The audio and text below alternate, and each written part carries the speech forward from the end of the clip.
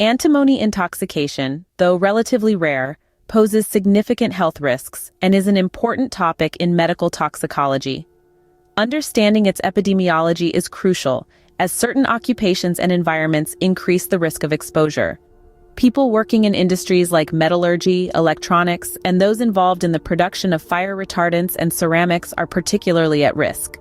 Recognizing the symptoms and managing antimony poisoning effectively is vital for healthcare professionals.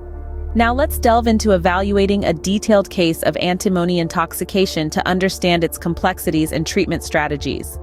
A 28-year-old male reports symptoms such as mouth ulcers, numbness in the mouth, arrhythmias, transient ischemic attack, TIA, Raynaud's phenomenon, shortness of breath, fatigue, blurred vision, anxiety, difficulty moving, and brain fog. Family history of similar symptoms and deaths, raising suspicion of poisoning. Elevated antimony levels detected in hair samples.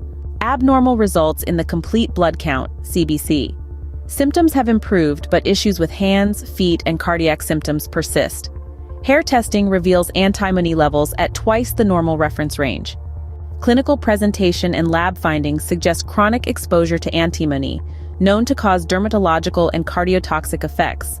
Differential diagnosis includes other causes, but family history and lab results strongly indicate toxic exposure. Psychological impact and family dynamics add complexity to the case. Cardiac monitoring and management. Regular monitoring of cardiac symptoms, including electrocardiograms, ECGs, to detect dysrhythmias or QT prolongation. Referral to a cardiologist if abnormalities are found. Neurological evaluation, consultation with a neurologist recommended due to symptoms like brain fog and difficulty moving, to differentiate antimony toxicity from other neurological conditions. Dermatological follow-up, address dermatological issues, especially mouth ulcers and Raynaud's phenomenon. Referral to a dermatologist for persistent or worsening symptoms. Liver function and renal assessment, comprehensive liver function tests and renal studies, including electrolyte monitoring. Screen for specific markers of liver injury linked to antimony exposure. Chelation therapy. Initiate chelation therapy with agents like dimercaprol or Succimer, closely monitoring for effectiveness and side effects. Environmental investigation.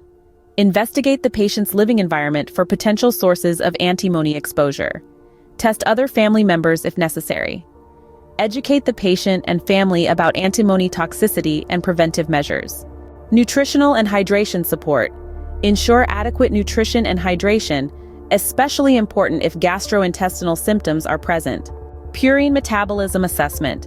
Conduct tests for uric acid and ammonia levels to evaluate the impact of antimony on purine metabolism. Antioxidant therapy consideration. Depending on the assessment of oxidative stress, consider using antioxidant therapy to counteract reduced glutathione levels and mitigate oxidative damage. Hematologic monitoring.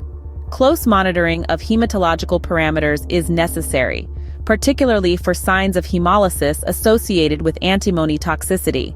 This may involve tests like reticulocyte count, lactate dehydrogenase, LDH, and haptoglobin levels.